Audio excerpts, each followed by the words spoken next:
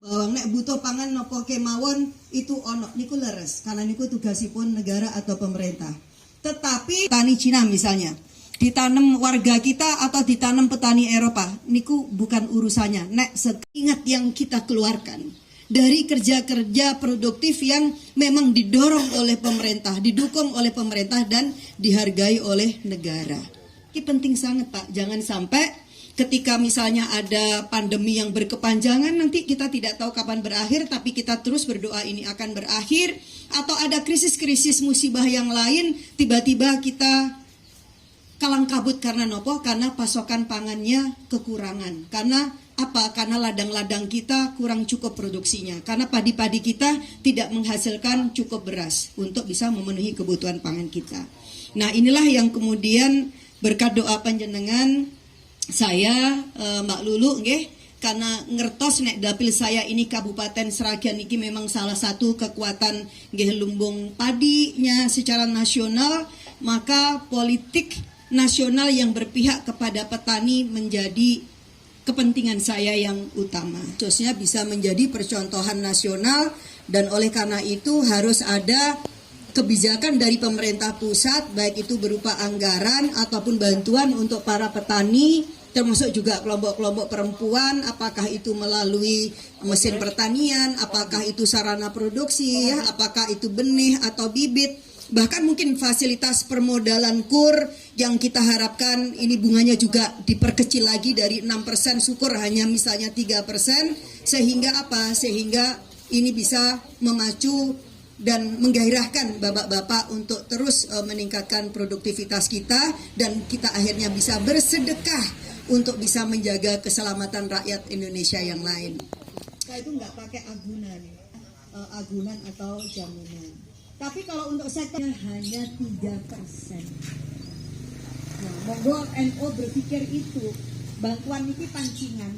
Tapi nek mau mengembangkan menjadi justru harus si opo kita mandiri, kita dari warga kita yang mesti memberdayakan warga miskin. Gue mau sudah malah. Bismillahirrahmanirrahim.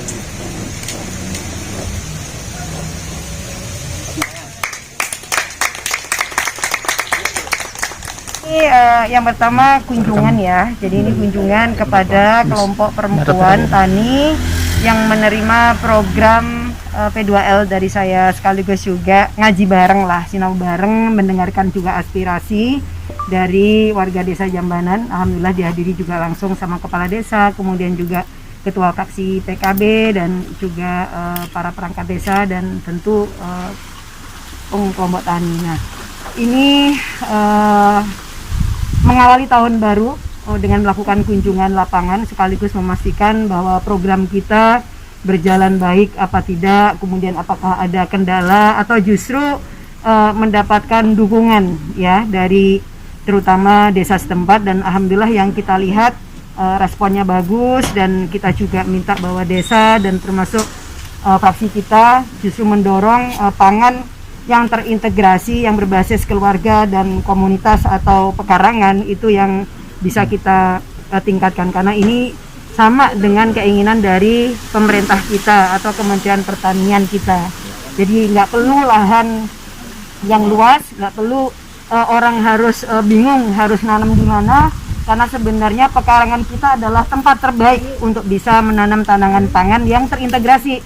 Jadi ke depan Pak Kades bukan hanya sayur mayur yang memang bisa kita tanam, jadi sayur mayurnya mungkin disediakan oleh teman-teman, tetapi juga perlu dapat dukungan terlebih dengan tujuan SDGs ya. Misalnya apakah perlu bantuan ayam untuk keluarga-keluarga atau bebek gitu ya, untuk pemenuhan gizi dan protein yang lain, sehingga ada ketahanan pangan di tingkatan keluarga, di tingkatan desa, dan pada akhirnya di tingkatan kecamatan.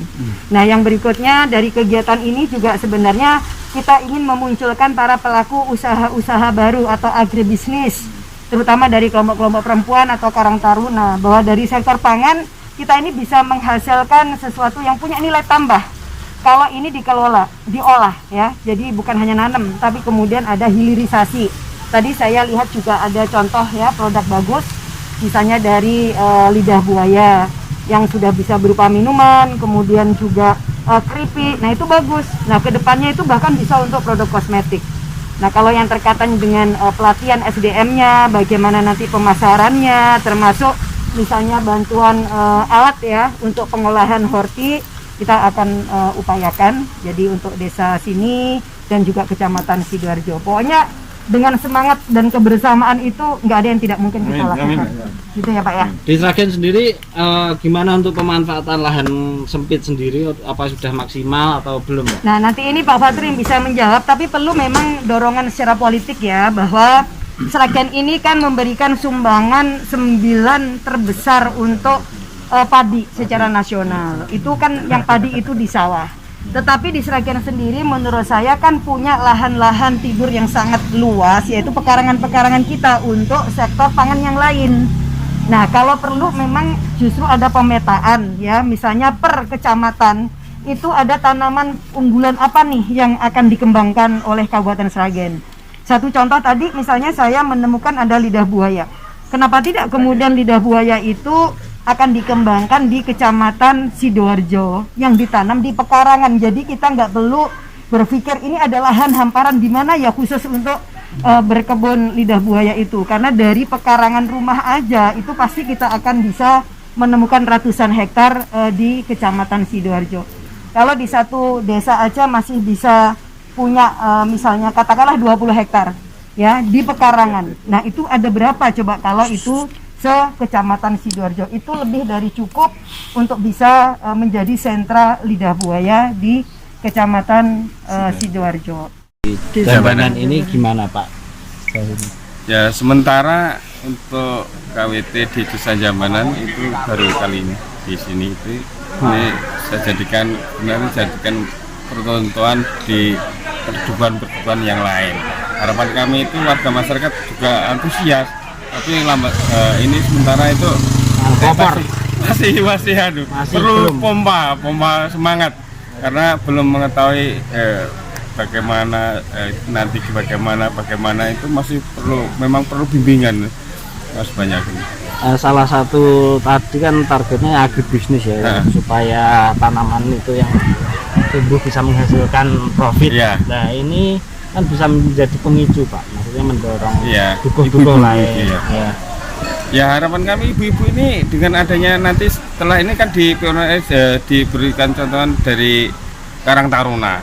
Sementara ini yang bidang ini sementara baru Karang Taruna. Karang Taruna ya? Iya Karang Taruna ini. Belum KWT ya? Belum. KWT itu masih perlu pemahaman yang lebih intens. Kalau Karang Taruna kebetulan Ayu ini kan mobilisasinya lumayan bagus, jadi dia memberikan edukasi terhadap teman-temannya terutama itu. Tapi pekarangan di sini sudah potensial ya, maksudnya banyak. Iya, lumayan banyak sebenarnya, kayak lahan-lahan kayak gini kalau dimanfaatkan kan bisa menghasilkan sesuatu. Apalagi sekarang itu ibu-ibu itu sekarang sudah mulai mencontoh bikin kayak gini Mas. Di kayu potnya kayak cuman plastik kayak gini. Mungkin ada lombok, ada macam itu. Mungkin masih bingung distribusinya Pak, bisa hasil wah tapi jualnya bingung seperti itu. Kalau anak-anak remaja ini baru ada Mas, yang ini satu rumah itu ini mencontoh sini malah justru dia berhasil nanam sawi itu luar biasa ini. Dijual di pasar ini padahal cuma di pelataran gini, pelataran di samping-samping rumah itu baru cuman ini sana dikit rumah. Kelilingnya rumah itu ditanami sawi, lombok, cabai itu macam-macam. Tapi bisa memang bagus karena dia intens perawatannya terutama itu.